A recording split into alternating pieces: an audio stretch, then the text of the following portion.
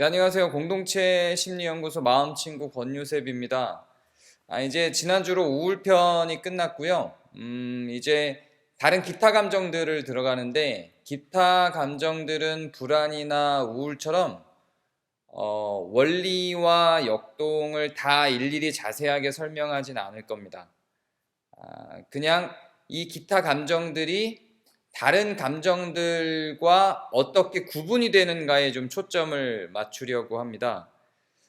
그런데 이렇게 감정을 분류하고 그 감정들이 다른 감정들과 어떻게 다른지를 아는 것만으로도 감정을 컨트롤하는 데 매우 큰 도움이 됩니다. 감정을 인식하는 것만으로도, 그래서 그 감정을 분류하는 것만으로도 우리는 감정을 자각하게 됩니다. 감정을 자각하는 능력이 곧 그 감정을 다룰 수 있는 능력이 됩니다. 감정을 자각하지 못하면 그 감정의 정체를 알 수가 없기 때문에, 그 감정의 정체를 알지 못하면 어떻게 다루는지, 어떻게 다룰 수 있는지 계획을 세울 수가 없어요.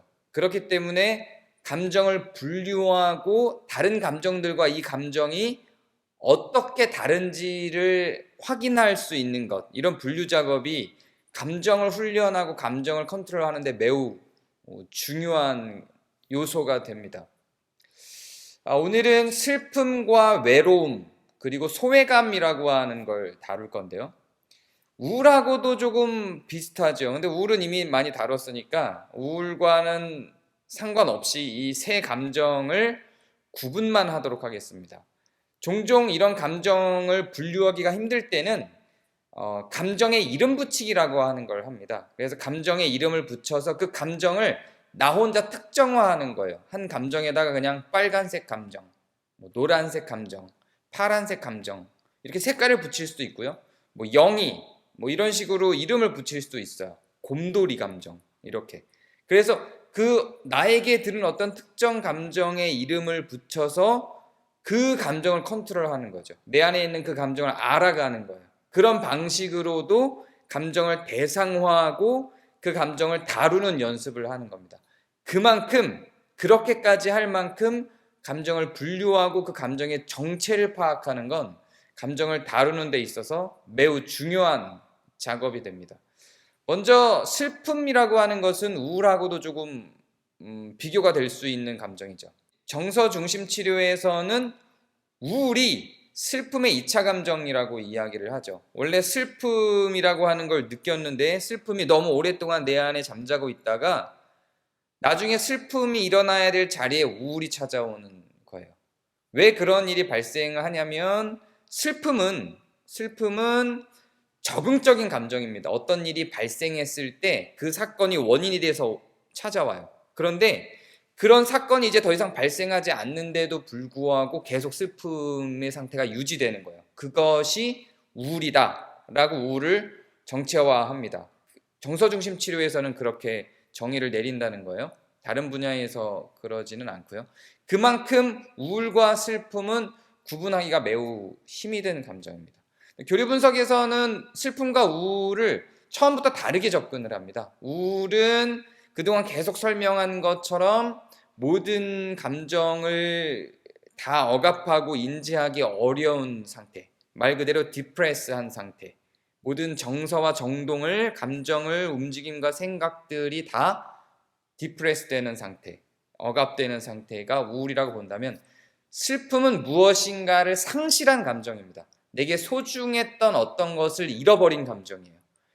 내게 있었던 것이 빠져나간 감정입니다. 사랑했던 사람이 떠난 거예요. 엄마가 떠났든 아빠가 떠났든 혹은 남자친구와 여자친구가 떠났든, 심지어는 내가 키우던 애견이 떠났든, 심지어는 내가 소중하게 여기던 장난감이나 소중한 물건이 떠났든, 무엇인가 대상을 상실했을 때, 소중한 대상을 상실했을 때 드는 게 슬픔이에요.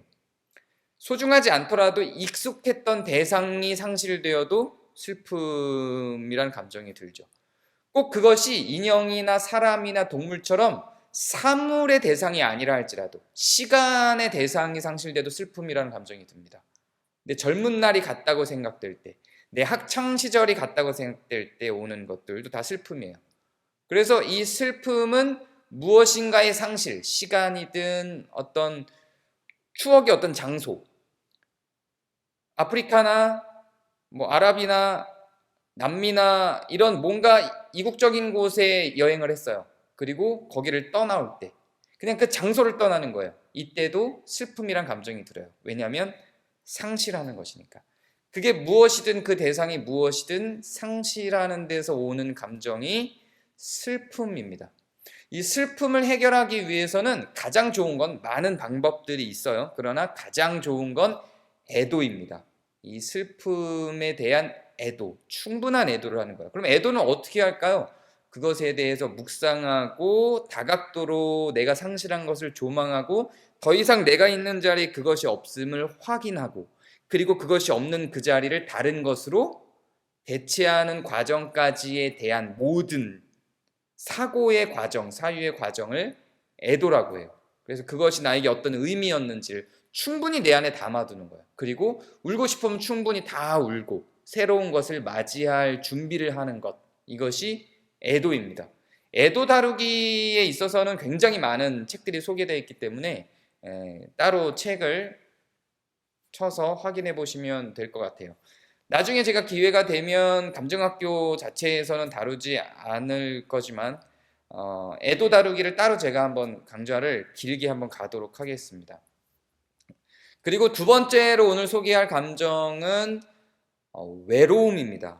외로움이라고 하는 것은 혼자 됐다는 느낌이에요. 자, 그런데 슬픔하고는 어떻게 다를까요? 슬픔은 상실한 게 있어요. 외로움은 상실한 게 있어서 느껴지는 게 아니에요. 그냥 혼자라는 느낌이에요. 이것은 감정이라기보다 느낌입니다. 머리에서 생각해서 나오는 거예요. 감정은 신체적인 거죠. 실제로 내 신체가 그것을 부대낀 거예요. 옆에 있던 것이 없어졌어요. 내가 몸으로 느끼던 것이 없어졌어요. 이건 감정이에요. 슬픔은 감정이에요. 그런데 외로움은 느낌입니다. 어떤 일들이 발생하지 않아도 내가 그렇게 느껴질 때 찾아오는 게 외로움이에요. 상실한 게 아니에요. 즐겁게 있다가 문득 나 혼자야. 이럴 때 엄습해오는 게 외로움입니다. 우울하고는 또 다르죠. 우울은 depress, 내리 깔아지는 거예요. 그런데 외로움은 내가 혼자야. 아무도 내 옆에 없어. 있다가 떠났어는 슬픔, 없어는 외로움. 이렇게 생각해 놓고 보니까 외로움이 조금 더 처절한데요. 그러나 그 느껴지는 강도는 슬픔도 외로움도 어떤 것이 더 크다고 볼 수는 없어요. 그 상황에 따라 달라질 수 있으니까요. 그래서 외로움은 나 혼자야 라고 하는 생각 때문에 나타나는 현상이기 때문에 머리가 힘든 거예요. 그게 몸으로 와서 몸도 나중에 힘들죠. 1차적으로는 머리가 힘들고 그 다음에 몸이 힘들게 되죠. 슬픔은 몸이 먼저 힘든 거예요. 외로움은 머리가 먼저 힘든 겁니다. 깨달음에서 시작돼요. 내가 혼자네 에서 시작이 되는 겁니다. 그럼 마지막으로 소외감이라고 하는 것은요, 앞에 슬픔, 외로움과 특히 외로움과 많이 혼동이 될 수 있는데, 소외감은 다른 사람들로부터 내가 떨어져 있어 라는 데서 느껴지는 게 소외감입니다. 외로움은 내가 머릿속에 생각해서 나타나는 현상이라면 소외감은 정동입니다. 뭔가 활동이 있어요. 움직임이 있어요. 행동이 있어요. 역동이 있는 거예요. 그래서 누군가 다른 그룹으로부터 내가 떨어져 있어. 내가 다른 사람들로부터 예를 들면 이를테면 왕따를 당했어. 혹은 다른 사람들이 싫어서 내가 떠나왔어. 혹은 다른 사람들과 내가 뭔가 다르다는 게 느껴져. 이런 게 다 소외감이죠. 전부 빨간 옷을 입고 있는데 나만 파란 옷을 입었어. 소외감이 드는 겁니다. 전부 투표를 하는데 1번을 찍었는데 나만 2번을 찍었어. 소외감이 드는 거예요. 자기들끼리만 아는 이야기를 해. 소외감이 들죠. 외로움을 해결하는 방법은 생각을 바꿔야 되는 겁니다. 외로움에는 인지행동 치료가 그래서 매우 좋죠. 그런데 이 소외감이라고 하는 것을 바꾸기 위해서는 단지 생각에서도 굉장히 많은 역동이 일어나서 바꿀 수 있겠지만 이거는 교류의 문제입니다. 소외감은 교류의 패턴 속에서 나오는 생각이에요. 그렇기 때문에 교류가 먼저 발생하고 나서 나중에 들어오는 감정입니다. 그래서 정동이죠.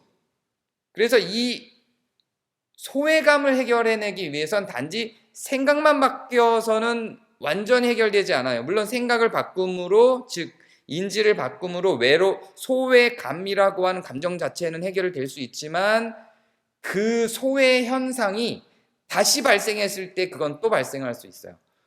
그때마다 인지를 정리해서 난 소외된 게 아니야 라고 가져갈 수는 있겠지만 그 상황 자체를 내가 지속적으로 만들어내는 삶의 패턴이 형성돼 있을 수 있어요. 이 소외감에는. 그렇기 때문에 소외감은 정동을 다루는 형식으로 교류의 모든 형태들, 관계의 형태들을 다뤄나가야 합니다. 네, 우울하고 비슷해 보이는 감정 3개를 오늘 정리를 했는데요. 슬픔, 외로움, 소외감. 같아 보이지만 다 다르죠. 감정, 느낌, 정동. 그래서 정동이 제1원인으로 발생하는 소외감.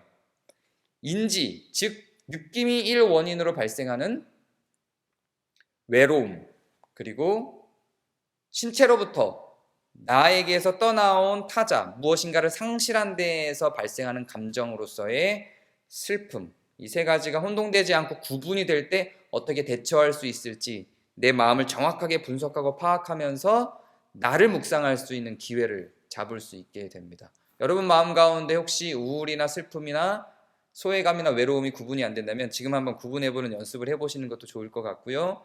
과거에 내가 느꼈던 그 현장이 슬픔이었는지 외로움이었는지 소외감이었는지 우울이었는지도 한번 떠올려 보면서 감정을 자각하는 훈련을 해보시는 것도 괜찮을 것 같습니다. 감사합니다. 오늘은 여기까지 하겠습니다.